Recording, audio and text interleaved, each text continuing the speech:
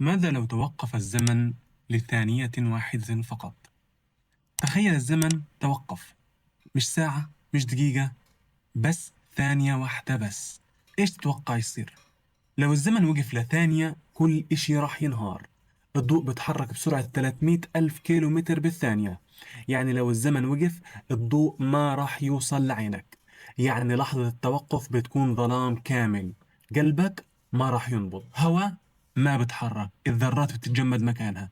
انت فعليا ما راح تلاحظ اشي، لانه عقلك نفسه واقف. بس المشكلة مش هون، المصيبة لما الزمن يرجع.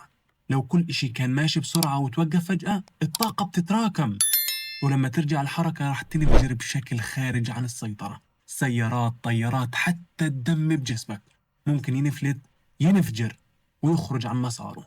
كل ثانية من حياتك أعقد بكتير مما تتخيل. لو الزمن نفسه مش مضمون، تخيل قديش اللحظة اللي انت فيها هلأ كنز.